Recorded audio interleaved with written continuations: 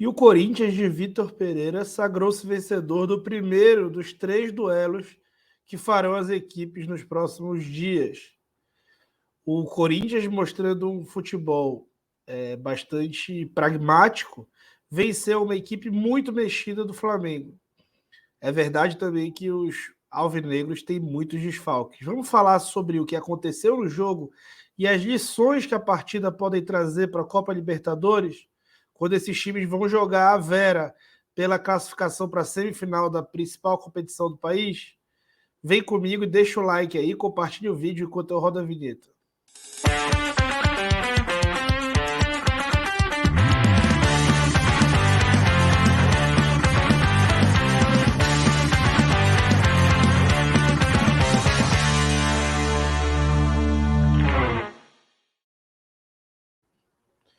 Bora lá, colocar o campinho aqui e eu vou falar um pouco sobre o que cada um tentou fazer dentro de campo. Então, o Corinthians iniciou a partida com uma formação que pode ser chamada de muitos nomes. Tá? O sistema do Vitor Pereira atacando pode ser interpretado como um 4-1-4-1 ou um 4-4-2 ou até um 5-3-2, mas sem bola ele pode ser chamado também, ele pode ser chamado de um 5-4-1, digamos assim. Tá? Então o Corinthians fez um jogo com os 4 da linha de zaga, o Piton fazia um quinto zagueiro e o Fábio Santos era empurrado para a defesa quando a bola estava na outra zona, pro outro lado. E a mesma coisa acontecia com o Adson, que recompunha até o final. E aí nós vamos falar bastante sobre isso. O Flamengo voltou a utilizar o seu losango de meio de campo, uma formação pouco comum, pouco usual hoje em dia no futebol, mas uma formação que é pensada já na utilização de Pedro e Gabriel juntos, né? Um time que ficou idealizado para isso, o que é bastante interessante. E jogou com um 4-1-2-1-2, digamos assim. Vamos entrar nos detalhes. O Flamengo não iniciou o jogo com o Pedro, né? Desgastado, ele foi poupado para o duelo contra o Atlético Mineiro, que vai ocorrer na quarta-feira. Sem o Pedro, o Vitor Pereira utilizou o principal defeito desse time quando não tem Pedro, desde que o Bruno Henrique se lesionou. Né?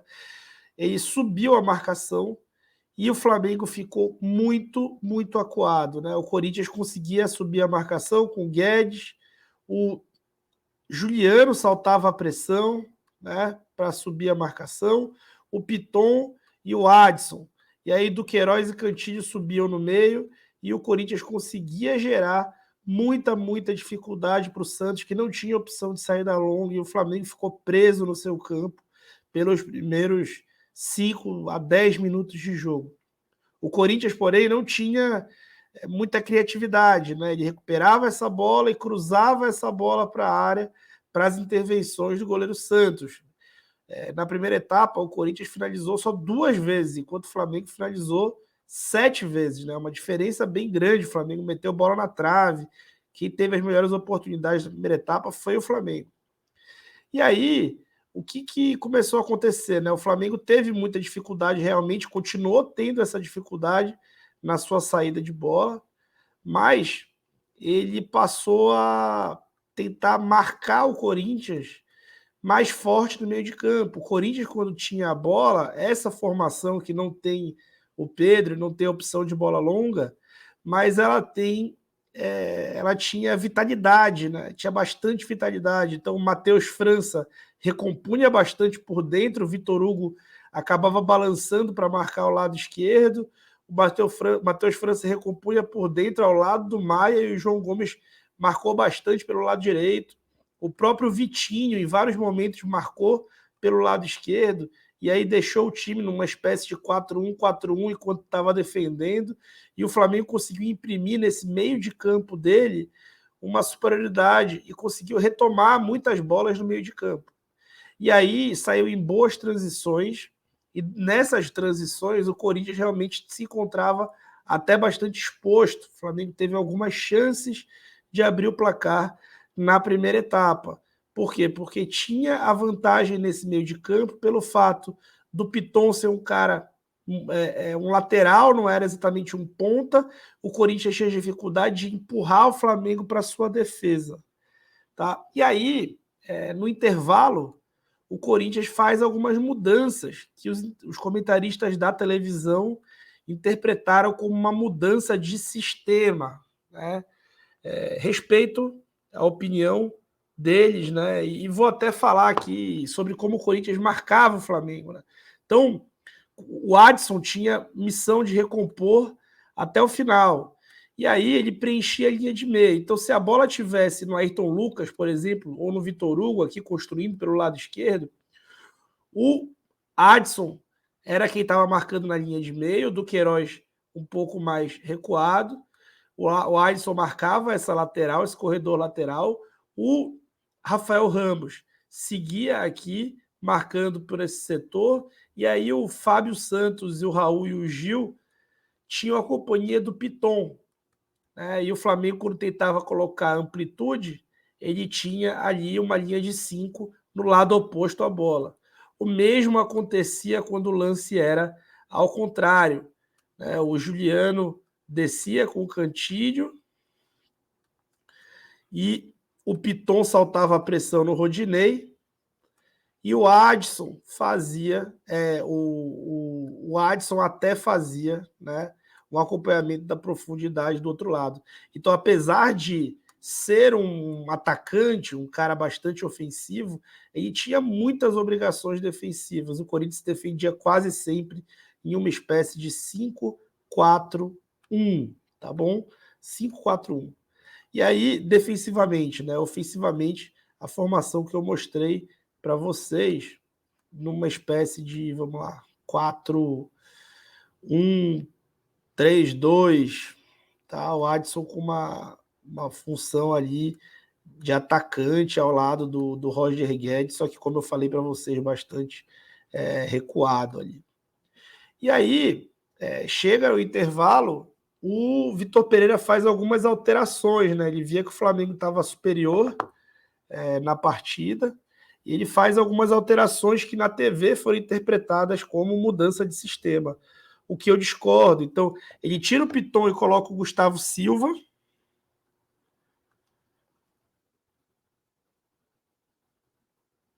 E aí, o Gustavo Silva, número 19, não vou mais considerar, inverte com o Adson. Ele tira o Cantillo e coloca o Rony. Então não tem muita mudança. Ele coloca o Rony aqui, eu não vou nem mudar o nome, recua ali o Duqueiroz e coloca o Rony nessa linha de meio.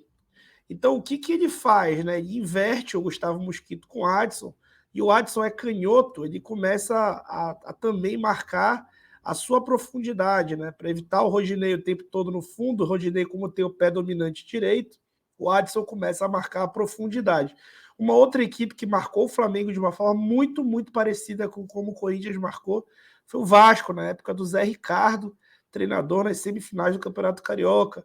Uma espécie de linha de 6 acontecia muitas vezes. E aí, o Adson e o Mosquito, por característica atacante, eles acabaram entregando um pouco mais de profundidade para o time, e o time ficou um pouco mais ofensivo. O sistema mudou? Não, não mudou. Tanto o Adson tinha a obrigação de recompor e marcar o corredor lateral, quanto o Gustavo Mosquito. Então, o que mudou muito mais foi a característica e vocação de cada atleta para poder atacar e defender. Atacar primeiro e defender depois, não o Piton, que era defender primeiro e atacar depois. Porém, a ocupação dos espaços, ela continuava de responsabilidade de cada uma dessas caixinhas. Então, o Vitor Pereira não mudou a sua estrutura, tá? E aí, o Corinthians continuou e acabava tendo alguma vantagem no lado direito, porque o Rodinei é um marcador muito, muito frágil. E aí, esse embate com o Adson tentando levar a bola para o fundo, logo no primeiro lance, ele consegue o cruzamento, e na volta o Rodinei faz um gol inexplicável contra. Triscou no Fabrício Bruno, não interessa, né? Não tem como colocar para dentro aquela bola. E aí, o Corinthians abre o placar, mesmo sem construir nada no jogo, né? O Corinthians, na partida inteira, ele finalizou uma vez só no gol, por iniciativa própria, tá? Então, é um time que finalizou 7 vezes no jogo inteiro, o Flamengo finalizou 12. Né? Então, não foi um grande resultado conquistado, foi um resultado no erro do adversário, que já havia perdido algumas oportunidades na primeira etapa, e na segunda etapa conseguiu entregar um gol, o que não é nada novo para esse time do Flamengo, que tem sofrido com erros individuais há muito tempo. Mas a gente fala isso, quando a gente fala é porque a gente está querendo passar pano para alguém.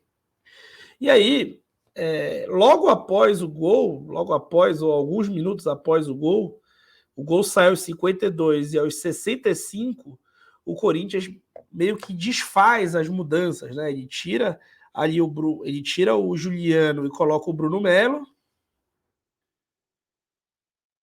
que é basicamente esse cara mais defensivo, um lateral, né? Lateral zagueiro até, e tira o Rafael Ramos e coloca o Bruno Mendes, que é um zagueiro.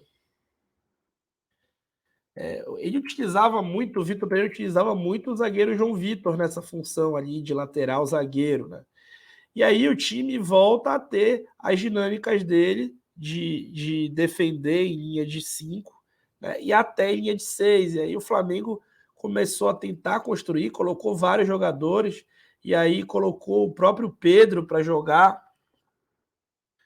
Só que a própria entrada do Pedro, ela acabou não tendo muito efeito, porque o time acabou naturalmente voltando para um sistema de 4-3-3, porque o Pedro, na verdade, era quem tinha que descer, trabalhar como falso 9, como um meia, ou o Vitor Hugo e o Everton Ribeiro, né, fazerem esse meio de campo. E aí o próprio João Gomes atrapalhou bastante essa projeção, esse avanço das jogadas, errando muito passe, perdendo muita bola.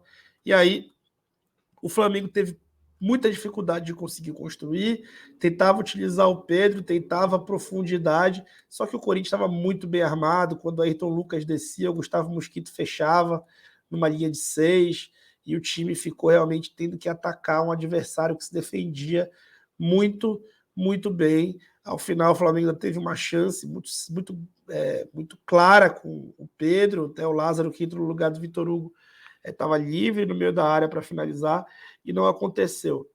Lições para esse jogo, o que já se sabia sobre o Corinthians, né? Quem acompanha o canal sabe o que eu falo do Corinthians. O Corinthians tem a maior eficácia de finalizações, é o terceiro time que menos cria no campeonato, mas é o time que tem a melhor eficácia ofensiva, né, eficiência ofensiva, finaliza 35% das chances que tem de gol, ele faz.